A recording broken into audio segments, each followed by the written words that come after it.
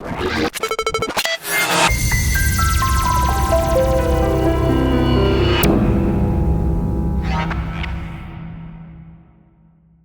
we are back. I'm very happy to have on the Goldstein on Gelt show best-selling author of 3 Simple Steps, Trevor Blake. Trevor, real pleasure to have you. Thank you, Douglas. I appreciate the invitation. In fact, it is such a pleasure to have you that my producer, Yoram Ohana, has arranged that you will be on both halves of the show because there's so much that you've done that you talk about and you teach in your book. So I'm very excited about that. I'd like to start by talking a little bit about what got you going on the 3 Simple Steps. What did you have to add to the world of self-help books? Well, I have to confess I'm not a big fan of self-help or positive thinking, which we can talk about later. It's an impossibility because thoughts happen so fast. How can you step in front of them before you've had them? So I've always been very leery of that whole world, and most of those books, even the best-selling books that everybody's read, like Napoleon Hill's Think and Grow Rich, they were written by people who'd never actually achieved any success in their lives themselves before the book caught on. And so even if the information is useful, I've always sort of questioned the credibility of it. And for many years, I've wanted to write my own self-help book, but not until I had achieved what other people would describe as success. So it was only after I sold my second company. I've had 3 companies. I've sold 2 of them. I've started all of them for a couple of $100s each. And I've sold, the first one for $105 million, the second one for $300 million. And so I felt at that point that gave me the credibility that's perhaps missing from some of these books. And so here is 3 Simple Steps. It's a book written by a guy who has no talent that I can identify, whose only success is down to the fact that he's followed these 3 simple steps, which I guess I relocated or stole from the great minds of the past, like Ford and Carnegie and people like that, but put it in this concise format, which is a practical guide. It's not just a book that tells you, new age feel-good ideology. It tells you a practical way that you can take control of your life right now. Okay, so when you were getting started, before you had sold your first company, what was one of the traits that you felt you brought to the table that you really added value to the company?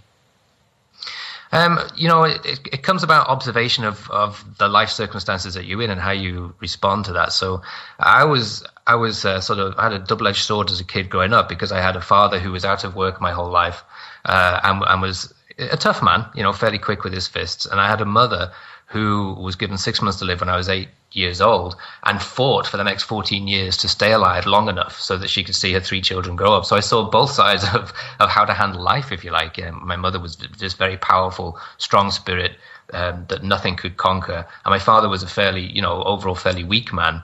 They loved each other intensely, and so they had a great relationship. But as a kid, I observed how one person was able to even put off death because of the power of a spirit, and the other person sort of gave up on life because of the weakness of the spirit. And I took that into life myself.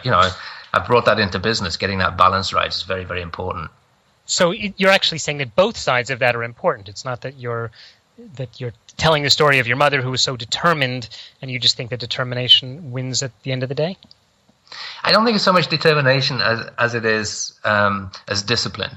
So my mother, I was there when she looked through the kitchen window and said to God, "Look, I'll tell you when I'm ready to come. You're not telling me." and I saw that fire in her eyes, and that was the first time I saw, what total belief was like, what that undaunted spirit looks like, a fire in her eyes. And it always sticks in my mind. So whenever I found myself in a business situation where everybody was telling me I was crazy or they were not going to lend me money because my idea didn't make sense, any of those things, I could get that image back in my head that, if she could put off death, then what I'm facing here is really fairly trivial. So I use that sort of strength. But I did the same with my father because he must have had, 15 businesses, and every single one failed within about 2 or 3 months. And I observed why they failed. And so I learned about cash flow mismanagement because, he had great ideas but never had the money to back them up. And so I've used that in my business life too.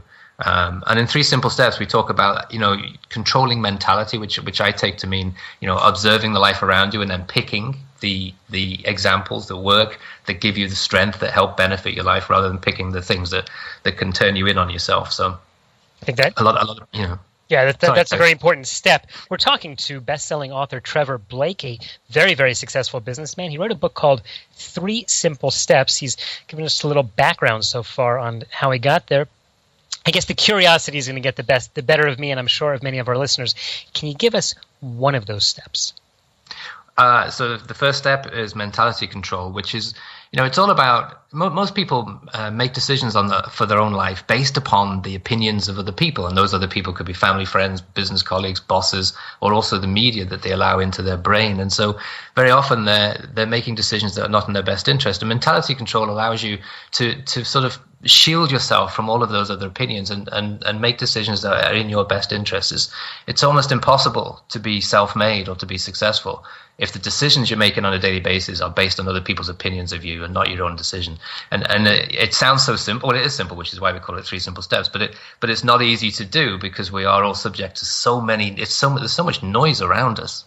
And it's very hard not to be influenced by that and form an opinion of yourself based upon what you hear other people say or see people respond to things that you do. So it's about getting that control back. And it's not about positive thinking because that's just ridiculous. It's impossible.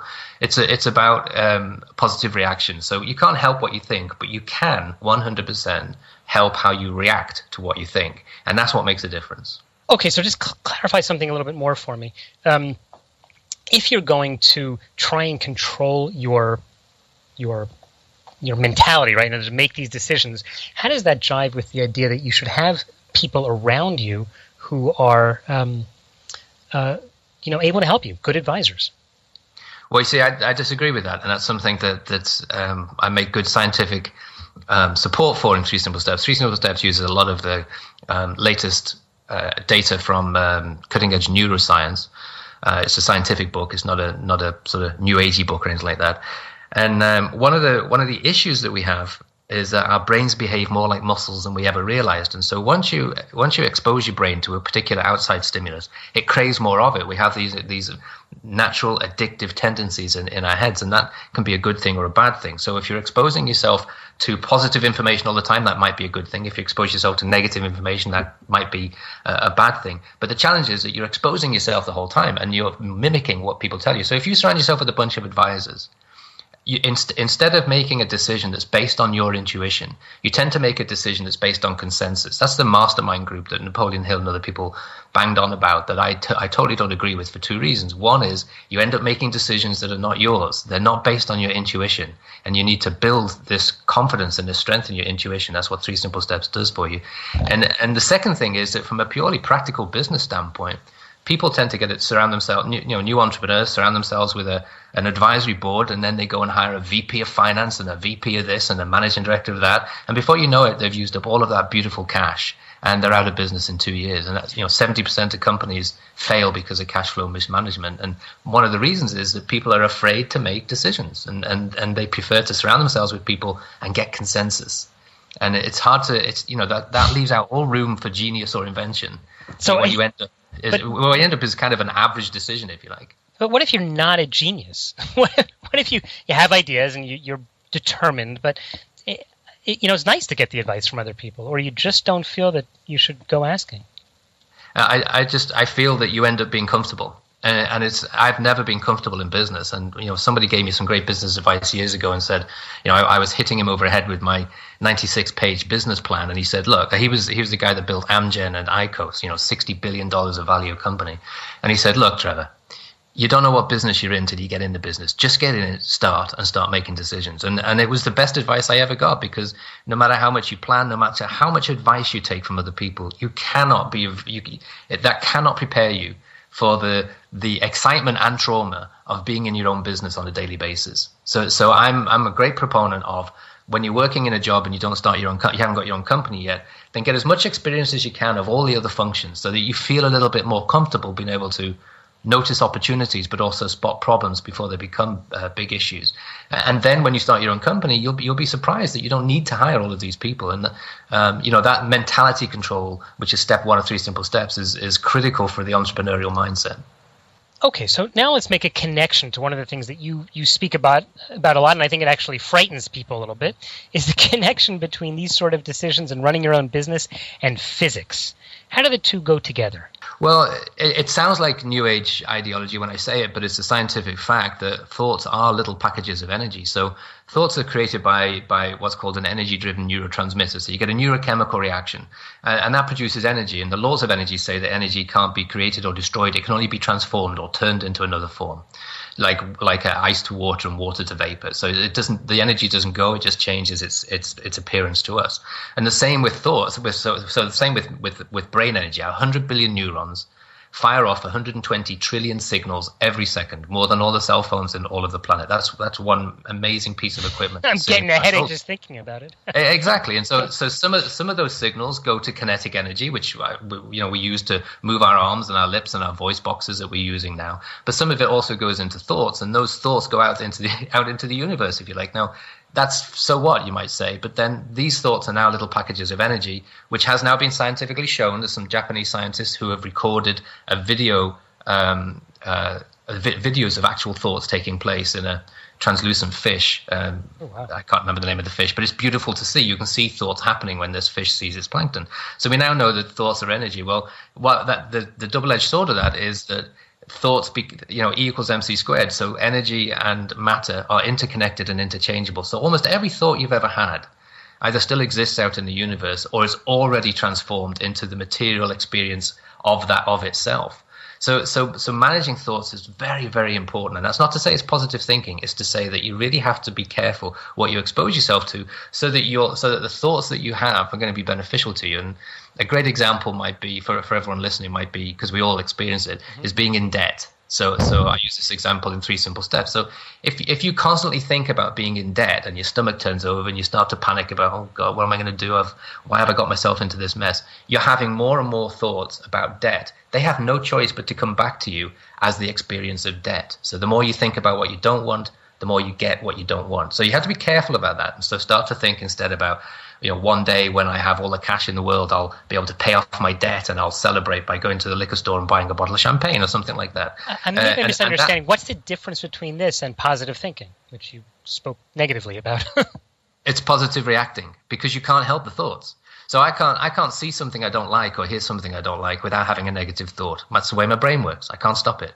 And that's okay. But now I'm aware of the fact that I've had this negative thought about debt or weight or whatever it may be. Now I can choose to react, and I can choose to imagine something more beneficial for me. And it's that subtle reaction, that little change, that makes all the difference in the world. And that's kind of what I've done in my business career is, I've been in a meeting where everybody's telling me that I'm crazy, and I can't help being offended by what they're telling me. I can't help my negative thoughts, but I'm aware of them. So I have a little video run in my head of a positive outcome, and then I get what I think about. So that's why I've had this successful business career. It does sound like positive thinking, but it's subtly different and critically different too. Mm-hmm.